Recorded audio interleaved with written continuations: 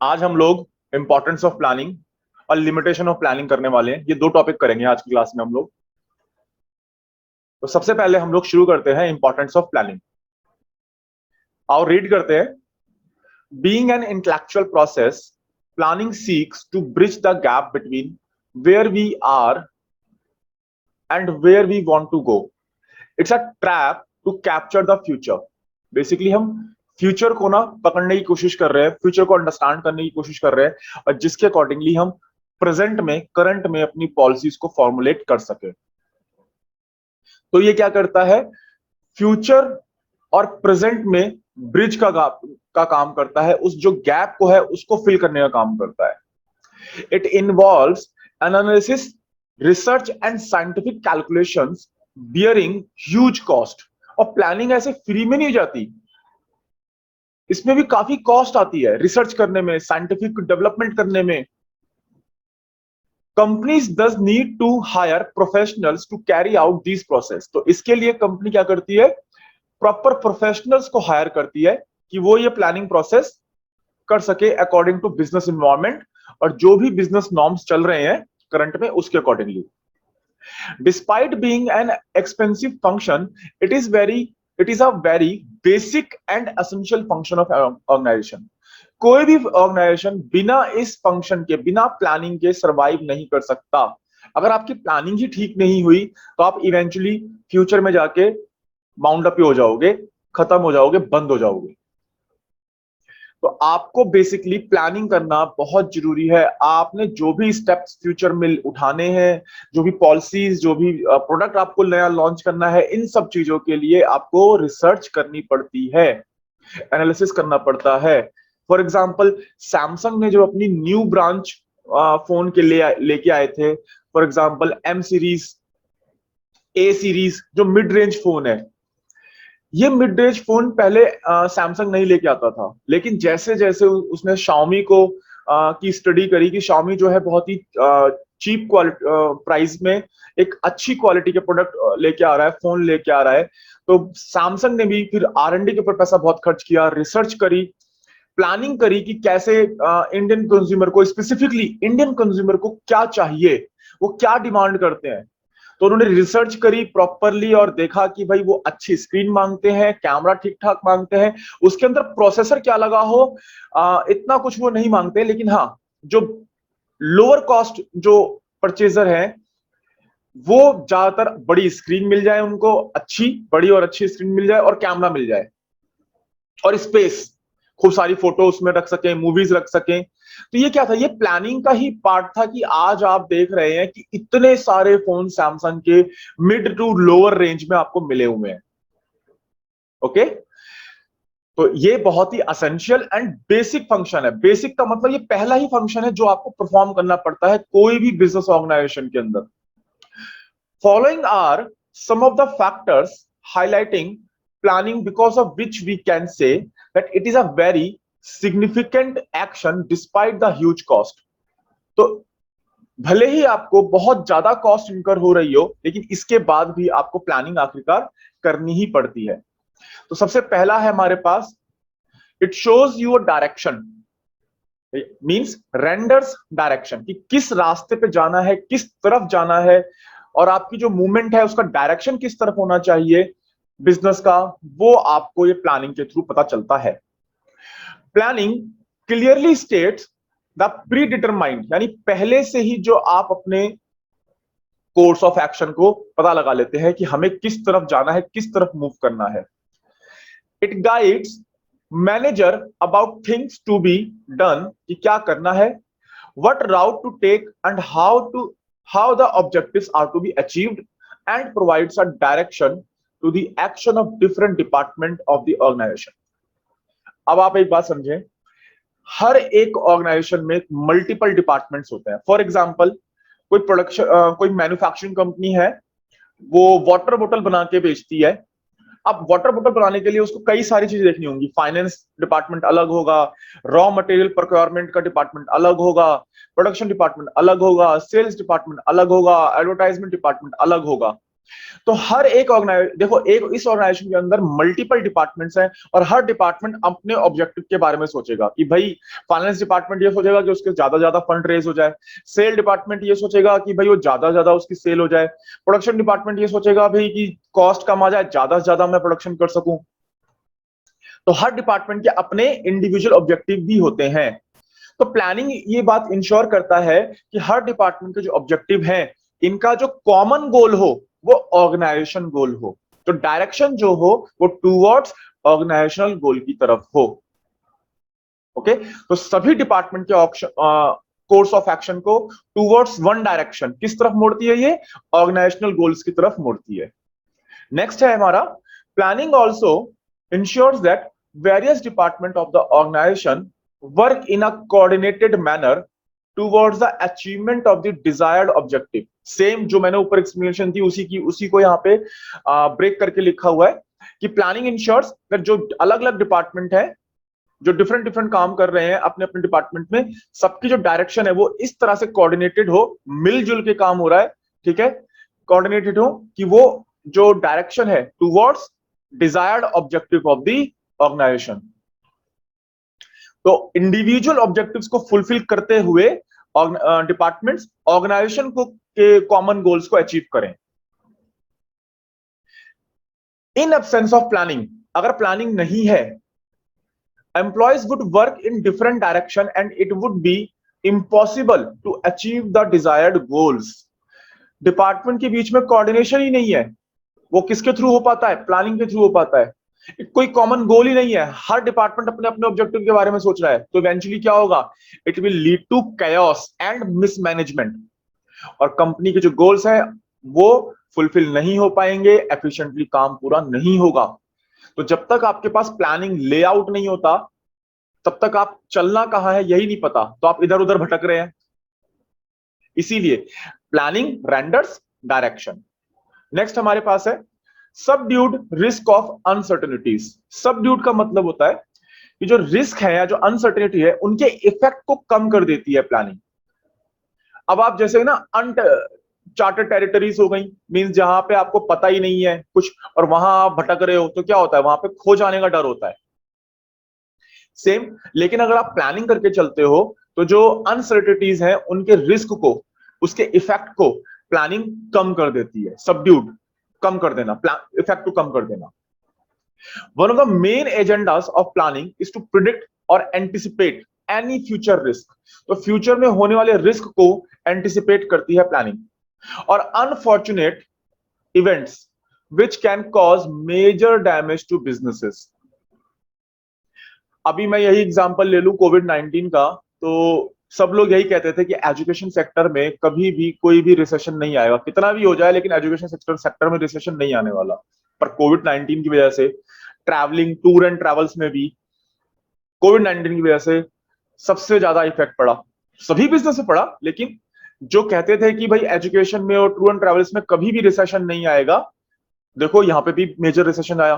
तो वो बिजनेसेस जिन्होंने इस बात को एंटिसिपेट कर लिया था कि भाई आने वाले टाइम पे जैसे ही कोविड-19 शुरू हुआ और स्प्रेड हुआ वर्ल्ड वाइड, वो जिन बिजनेस ने एंटिसिपेट कर लिया कि भाई जल्द ही ये हमारी कंट्रीज में भी आएगा, और उन्होंने अपने स्ट्रक्चर को, अपने मॉड्यूल को ऑनलाइन ले आए, तो उनके लिए थोड़ा सर्वाइव करना इजी हो गया। हम भी जब ऑनलाइन क्लास अब कर रहे हैं, हमारा भी मोटिव यही है, पहले हमारी ऑफलाइन चलती थी लेकिन हम लोग ऑनलाइन शिफ्ट हुए, व्हाई, टू सर्वाइव। और ये कैसे पता चला, जस्ट बिकॉज प्लानिंग, जो रिस्क था उसके इफेक्ट, जो अनसर्टेनिटी थी उसके इफेक्ट को प्लानिंग की वजह से हम थोड़ा कम कर पाए, राइट। सो प्लानिंग या plans are made to overcome uncertainties. Such uncertainties are met by keeping aside some of the resources. Planning shows how to deal with situation which may arise in the due course of management, though it does not fully eliminate problems. तो planning ये कहती है कि देखो पूरी तरीके से problem solve नहीं हो रही है। एनी डे अगर मुझसे आप पूछोगे तो मैं भी ऑफलाइन क्लास के लिए प्रेफर करूंगा, वहां पे इंटरेक्शन होता है, वन टू वन इंटरेक्शन हो जाता है, बच्चे की जो प्रॉब्लम होती है वो फेस टू फेस क्लियर हो जाती है।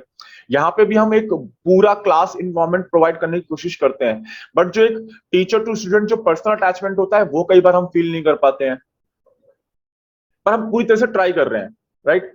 सो प्लानिंग भी सेम वही चीज है कि प्लानिंग जो है प्रॉब्लम को पूरी तरीके से इलिमिनेट नहीं कर रही है, लेकिन हाँ उसकी जो सिचुएशन है, जो उसके इफेक्ट है, उस इफेक्ट को, नेगेटिव इफेक्ट को वो कम कर देती है। थर्ड पॉइंट है हमारा मिनिमाइज्ड ओवरलैपिंग, यानी एक के ऊपर एक काम हो जाना, उसको ये मिनिमाइज करती है। Departmental and organisational plans are made keeping in mind the requirement of the departments. तो डिपार्टमेंट और ऑर्गेनाइजेशन के जो भी गोल्स तैयार किए जाते हैं, प्लान्स तैयार की जाती हैं, वो इस तरह से तैयार किए जाते हैं कि डिपार्टमेंट के भी जो रिक्वायरमेंट्स है वो भी फुलफिल होती रहे। Managers understand the policies and plans of the organisation resulting in integration of activities. तो जो मैनेजर्स हैं डिफरेंट डिफरेंट डिपार्टमेंट के, वो ऑर्गेनाइजेशन गोल्स को समझते हैं और उसी हिसाब से अपने डिपार्टमेंट के ऑब्जेक्टिव्स, गोल्स को सेट करते हैं, जिससे जो ऑर्गेनाइजेशनल गोल्स हैं उनके साथ वो इंटीग्रेट होती है। थ्रू मिनिमाइजेशन और एलिमिनेशन ऑफ यूजलेस रिसोर्सेज, अगर हम कोई यूजलेस रिसोर्सेज का यूज कर रहे हैं या एक्टिविटीज हो रही हैं जो यूजलेस हैं ऑर्गेनाइजेशन के लिए, उनको एलिमिनेट करना, रिड्यूस करना, जिससे हमारी ऑर्गेनाइजेशन की कॉस्ट कम हो, and overlapping of work is reduced and any wastage of resources because of repetition is reduced. तो एक ही काम बार बार ना हो रहा हो, उससे जो रिसोर्सेज की वेस्टेज हो रही है वो ना हो पाए। फॉर एग्जाम्पल, अगर कोई प्लानिंग नहीं है प्रॉपर, ये नहीं पता है कि कौन सा इंप्लॉय कौन क्या काम करेगा, दो एम्प्लॉय सेम काम कर रहे हैं, तो बस इसको आप डुप्लीकेशन ऑफ वर्क भी कह सकते हो, तो ओवरलैपिंग हो रही है एक तरह से। Proper planning ensures that there is no confusion and misunderstanding and the work proceeds smoothly. तो प्लानिंग ये बात इंश्योर करती है कि भाई सबको अपने अपनी एक्टिविटी, अपने काम क्या करना है वो पता हो, और हर कोई अपने काम को without any confusion and misunderstanding complete कर रहा है। Encourage innovation. प्लानिंग बेसिकली क्या है, हम क्या पता लगाते हैं कि there are so many alternatives to complete a task और job and you have to find best alternative. तो एक इंटेलेक्चुअल प्रोसेस है। अब इसके अंदर जो भी जैसी भी आपकी क्रिएटिविटी है, आप यहां पे चेक कर सकते हैं, अपने अपने आइडियाज को आप टेस्ट कर सकते हैं प्लानिंग के अंदर, और जो बेस्ट आइडिया है, बेस्ट इनोवेशन है, वो एक्सेप्ट हो जाती है। तो planning encourage innovation through better procedure, ideas and methods. Planning serves as a stepping stone. ये हमने कई बार डिस्कस कर लिया है। Planning is a stepping stone, first step होता है किसी भी ऑर्गेनाइजेशन के अंदर of any organization success, and can be termed as intellectual process, just as it includes formulating policies and plans which requires innovation, different ideas, creativity, चीजों करने का तरीका अलग अलग हो। आप लोग देखते भी होंगे कि अब जो है हमारा जो मार्केटिंग स्कीम है, जो मार्केट करने का जो तरीका है, डिफरेंट डिफरेंट कंपनियां अलग अलग तरीके से मार्केट करती है अपने प्रोडक्ट को, बिल्कुल अलग तरीके से। कुछ साल पीछे चले जाओ या 4 5 6 साल पीछे चले जाओ, तो कंपनियां इस तरीके से अपने प्रोडक्ट को लॉन्च नहीं करती थी या इतनी क्रिएटिविटी एडवर्टाइज नहीं कर पाती थी, अब करती है। ये सब क्या है, ये इनोवेशन का ही है और ये प्लानिंग का ही पार्ट है। It is very crucial activity which demands the best of managers thinking capabilities and creativity. तो इसमें वही मैनेजर एक्सेल कर पाते हैं जो बिजनेस के बारे में समझते हैं और उसके अकॉर्डिंगली अपने इनोवेटिव आइडियाज एंड क्रिएटिविटी को सामने लेके आते हैं, और वो कैपेबल है, इस लायक स्किल्डफुल है। नेक्स्ट हमारे पास हेल्प्स इन डिसीजन मेकिंग। बहुत आसान है।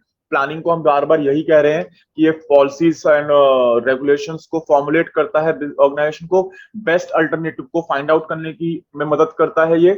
तो बस, तो जो बेस्ट आपने जो जितने अपने अल्टरनेटिव्स को साइंटिफिक तरीके से देखा कि भाई इतने सारे अल्टरनेटिव्स हैं, इनमें से कौन सा चूज करें, तो वही सेम बात कि planning helps you to take decision regarding business organisations.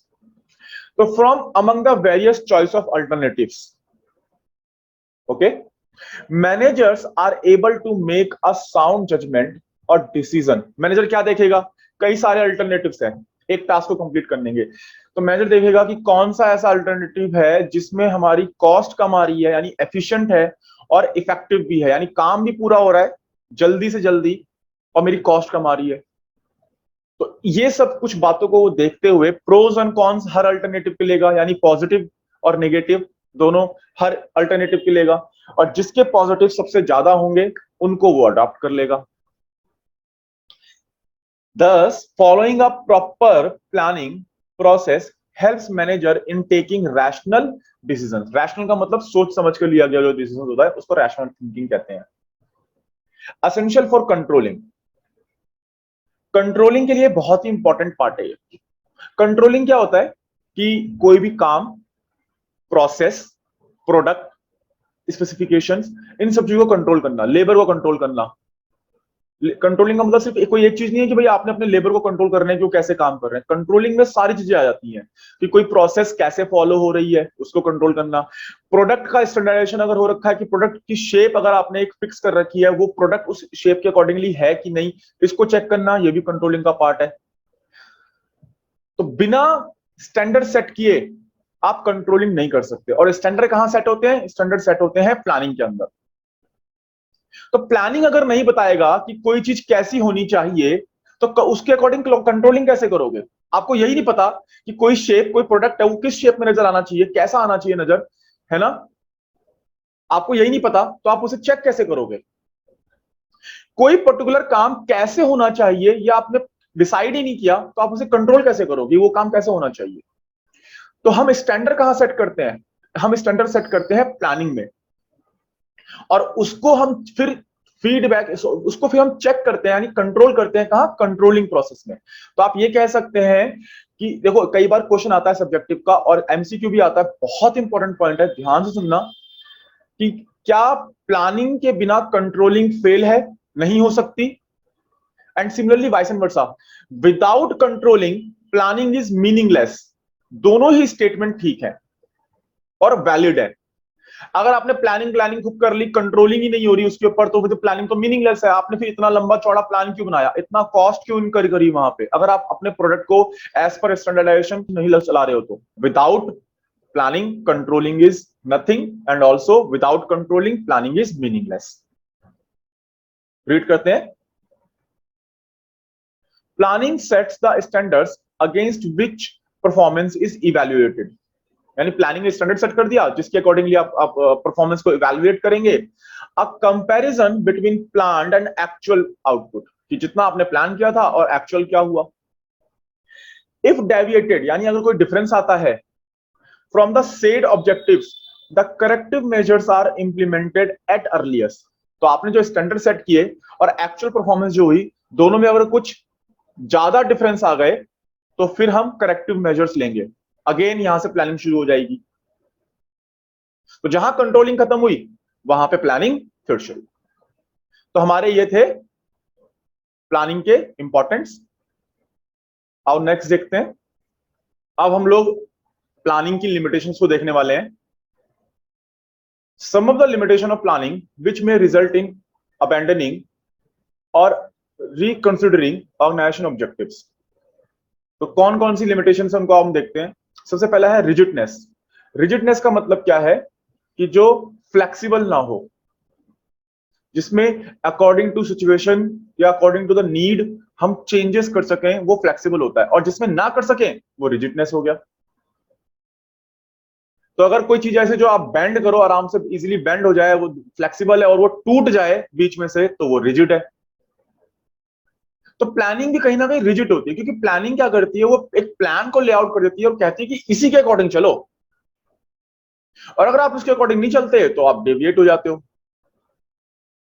In case of any unforeseen circumstances, ऐसी सर्कमस्टेंसेस जो आपने फ्यूचर में प्रिडिक्ट नहीं करी या देखी नहीं, the changes which can be made to a plan are limited.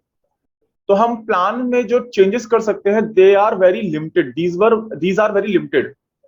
A major change to an already created plan is neither possible nor would do any good in the interest of an organization. आपने इतना पैसा खर्च करके, huge cost incur करके आपने planning करी और आप उसे फिर मेजर ओवरहॉल करो, चेंज करो, तो that's not feasible. Minute changes आप कर सकते हैं, पर मेजर चेंज अगर आप करने जाएंगे तो इट इज नॉट फिजिबल, और इससे ऑर्गेनाइजेशन की कॉस्ट और ज्यादा इनकर होगी।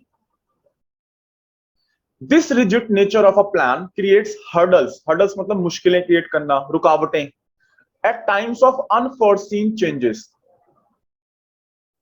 Managers may sometimes require a certain degree of flexibility so as to cope with changes in the appropriate manner। तो थोड़ा बहुत फ्लेक्सिबल मैनेजर चाहते हैं कि प्लान हो, जो प्लान्स हैं थोड़े बहुत फ्लेक्सिबल हो।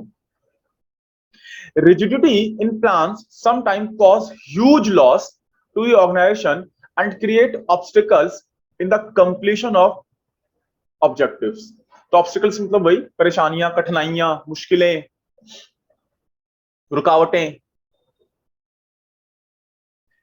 Next point second, unfavourable for a dynamic environment. अगर business environment dynamic in nature है, डायनेमिक का मतलब एवर चेंजिंग, जो चेंज होता रहता है, ऊपर नीचे हो रहा है, ऐसे इन्वायरमेंट में प्लानिंग जो है वो कई बार अनफेवरेबल हो जाती है, मीनिंगलेस हो जाती है। आपने किसी पर्टिकुलर सिचुएशन के लिए प्लानिंग करी और प्लानिंग खत्म होते होते उसको इंप्लीमेंटेशन करने का टाइम जब आया तो सिचुएशन कुछ और हो गई। तो बिजनेस एनवायरनमेंट जहां पे एवर चेंजिंग है, डायनामिक है बहुत ज्यादा, वहां पे प्लानिंग यूजलेस हो जाती है। Nothing in constant nothing is constant in a business environment, it is dynamic in nature. तो बिजनेस एनवायरनमेंट को हम वैसे भी कह रहे हैं कि भैया ये डायनामिक है, इसमें कभी भी कुछ भी कांस्टेंट नहीं रहता है। Planning on the other hand completely depends on the anticipation of the future happenings. तो फ्यूचर में जो होने वाला है उसके ऊपर प्लानिंग डिपेंड करती है। As a result both do not go hand in hand. तो प्लानिंग और dynamic nature of a business या बिजनेस एनवायरनमेंट दोनों एक दूसरे को कॉम्प्लीमेंट नहीं करते हैं, एक दूसरे के अपोजिट है ये। Planning can not foresee all the changes in business and is full of uncertainties. This may lead to failure in accomplishment of objectives। कभी कभी ऐसा हो जाता है कि आप फ्यूचर इवेंट्स को या फ्यूचर हैपनिंग्स को सही से प्रिडिक्ट नहीं कर पाते हैं, और जब सही से प्रिडिक्ट नहीं करेंगे तो इवेंचुअली क्या हो जाएगी, वो आपकी प्लानिंग इट विल फेल। वही बात है, an organisation must adapt its functioning to the changing environment. तो किसी भी ऑर्गेनाइजेशन को चेंजिंग इन्वायरमेंट ऑफ बिजनेस उसके अकॉर्डिंगली अडेप्ट होना चाहिए। Long term planning will make this dynamic environment less effective. तो हमें प्लानिंग शॉर्ट टर्म के हिसाब से नहीं करनी चाहिए। लॉन्ग टर्म प्लानिंग अगर हम करें, हम लॉन्ग टर्म गोल्स को डिसाइड करें और उसको अचीव करने में कोशिश करें, तो हम बिजनेस इन्वायरमेंट के अकॉर्डिंगली अडेप्ट कर सकते हैं। अच्छा, ऊपर हमने पढ़ा था कि प्लानिंग इनोवेट्स या इनकरेज इनोवेशन, क्रिएटिविटी। तो हम जब कोई भी चीज करने शुरू करने से पहले हम डिफरेंट डिफरेंट आइडियाज को देखते हैं, मेथड्स को देखते हैं। लेकिन एक बार अगर हमने प्लानिंग सेटअप कर ली, प्लान सेट कर लिया, उसके बाद आप उसमें क्रिएटिविटी या इनोवेशन नहीं कर सकते। अब आपने वो जो प्लान लेआउट कर दिया, आपको उसी के अकॉर्डिंग चलना है। यानी कोई मैनेजर या कोई इंप्लॉय नए तरीके से काम करना चाहता है या अलग तरीके से काम करना चाहता है तो वो वहां पे नहीं कर पाता, क्योंकि जो प्लान ऑलरेडी सेटअप हो रखा है उसी के अकॉर्डिंग आपको चलना पड़ता है। Under planning rigid plans are made and blindly followed without taking into consideration the changes prevailing in the business environment. तो बिजनेस एनवायरनमेंट में चेंजेस हो रहे हैं, उनको ध्यान ना देते हुए प्लानिंग को फॉलो किया जाता है, प्लान्स को फॉलो किया जाता है। The management does not permit anyone to change or deviate from the plan। तो आगे में एक बार आपने प्लान सेट कर लिया, फिर आप कुछ नहीं कर सकते, फिर आपको उसी के अकॉर्डिंग चलना है। तो इस तरीके से प्लानिंग जो है क्रिएटिविटी को रिड्यूस करती है। तो hence this reduces the creativity as people think on the same lines as other and there is no innovation। तो जैसा लोगों ने सोचा हुआ है, जैसा प्लानिंग लेआउट हो रखा है, लोग वैसे ही सोच रहे हैं, वैसे ही काम कर रहे हैं, और यहाँ पे फिर जो क्रिएटिविटी है एक तरह से खत्म हो जाती है। जायंट कॉस्ट या ह्यूज कॉस्ट आप कह सकते हैं कि इस बात को तो हम बार बार कई बार हमने बोला है कि प्लानिंग को करने में, रिसर्च एंड डेवलपमेंट को करने में, R&D करने में आपको बहुत ज्यादा कॉस्ट आती है। Planning involves analysis, research and scientific calculation These activities incur huge cost and take much time. बहुत लंबा समय लगता है इनमें, इनको करने में. As planning is based on future predictions, it also requires a lot of thinking and analyzing. It involves scientific calculation along with figures and facts, proper numbers, facts. कई सारे statistical tools होते हैं जो आपको यूज करने होते हैं. इसीलिए आप देखते हैं जो बड़ी बड़ी कंपनियां हैं अब एनालिसिस्ट को हायर करती हैं. एक डिपार्टमेंट, एनालिसिस डिपार्टमेंट ही अलग है, होता है हर कंपनी के अंदर. वो यही, उनका काम ही यही है. Which are to be used in formulating the course of action. Companies thus need to hire professionals to formulate plans. This involves high cost. Moreover, sometimes it might happen the benefit derived from planning falls short of the cost incurred. कई बार ऐसा होता है कि चलो planning आपने करी, वो आपने इंप्लीमेंट भी कर दी, वहां से बेनिफिट भी आने शुरू हो गए, लेकिन जो बेनिफिट आ रहे हैं वो इतना नहीं आ रहा कि वो आपने इतनी प्लानिंग कॉस्ट जो इनकर करी है उनको वो कवर अप कर सके. Next, false security. Good planning does not guarantee success. तो आपने बहुत अच्छी प्लानिंग करी, सब कुछ अच्छे से आपने एंटिसिपेट भी कर लिया, इसका मतलब ये नहीं कि वो भैया काम 100% सही होगा, फुल गारंटी है, ऐसा नहीं है. The probability of attaining success once the plan have been put into action is odd. मतलब आपने जो प्लानिंग करी है उसको जब आप इंप्लीमेंट करना शुरू करते हो वो सक्सेस होगा या नहीं होगा इसकी कोई गारंटी नहीं है. Often managers tend to rely on previously tried and tested successful plans. तो जो पहले से ही आपने जो प्लान क्रिएट किए हुए हैं उनको जो टेस्ट कर रखा है and they were successful, managers उन्हीं के ऊपर ज्यादा रिलाई करते हैं, भरोसा करते हैं. However, business environment is dynamic in nature and at a pre-tested plan may or may not work in the future. तो हो सकता है जो आपके पहले tried and successful plans हैं वो अब जो current situation है उन पे fulfill ना हो, ना चले. तो आपको अपने प्लान को चेंज करते रहना चाहिए और जो false security है उससे आपको बचना चाहिए. Managers tend to overthink that planning can prevent problems from occurring. तो मैनेजर की लगभग ये थिंकिंग होती है कि भाई जो प्लानिंग अगर हम कर लें तो प्रॉब्लम नहीं क्रिएट होंगी. प्रॉब्लम होंगी, प्लानिंग सिर्फ उस प्रॉब्लम के इफेक्ट को रिड्यूस करती है, प्लानिंग को प्रॉब्लम को एलिमिनेट नहीं करती है. However, they neglect the fact that planning just provide a base for predicting the future and does not give solutions to problem straight away. तो प्रॉब्लम को एकदम डायरेक्ट लो जी सॉल्यूशन हो गया जी कर लो, नहीं, वो सिर्फ गाइडलाइंस दे रही है, लेआउट तैयार कर रही है कि आप ऐसे अपने काम करो. वो सक्सेसफुल होगी या नहीं होगी इसकी कोई गारंटी नहीं है. Time consuming. ऑब्वियसली ऊपर भी हमने पढ़ा इसको जब हम ह्यूज कॉस्ट को पढ़ रहे थे, तो सेम पॉइंट, लगभग थोड़ा सिमिलर पॉइंट है. Time consuming. Planning takes a lot of time and thinking. Formulating a plan involves analysis, research and scientific calculation which consumes too much time. It is a boon. boon का मतलब होता है आशीर्वाद, ठीक है. अब अगर हिंदी में वर्ड समझो तो बून का मतलब होता है आशीर्वाद होना, मिलना. तो it's a boon while facing a definite situation. तो अगर आपको पता है कि कोई डेफिनेट सिचुएशन है उसमें आप प्लानिंग कर रहे हो तब तो ये बहुत ही कारगर है, बहुत ही ज्यादा फायदेमंद है. लेकिन sudden unforeseen situation can not be tackled. तो जो अनफोर्सीन सिचुएशन है आप उनसे नहीं लड़ सकते और जो एकदम से आ जाए. There is no short term planning procedure. तो शॉर्ट टर्म में प्लानिंग हमेशा फेल हो जाती है. शॉर्ट टर्म प्लानिंग आपको नहीं करनी चाहिए. Always go for long term planning. The time taken to formulate a complete plan may cause delay in the decision making process. और जितना आप टाइम ले रहे हो उतनी ही देर से आप डिसीजन भी लोगे. तो जब तक आप हो सकता है डिसीजन लो तो जो बेस्ट अपॉर्चुनिटी आप जो ग्रैब कर सकते थे वो आपके हाथ से निकल जाए. Lack of accuracy. तो ये जो हल्का फुल्का रिलेट करता है वो पॉइंट नंबर 5 जो फॉल्स सिक्योरिटी है उससे रिलेट करता है. वहां पे हमने बोला था कि प्लानिंग गारंटी नहीं देता, तो उसी से मिलता जुलता है कि यहाँ पे प्लानिंग आपने कर ली इसका मतलब ये नहीं कि एकदम एक्यूरेट ही होगा ये. Planning is a function of management which is related to the future activities and future might change. Obviously future uncertain है. Plans are made for the task to be undertaken. यानी जो काम करना है उसके लिए प्लान बना रहे हो. In case of planning, many assumptions are made about the future which may or may not be inaccurate।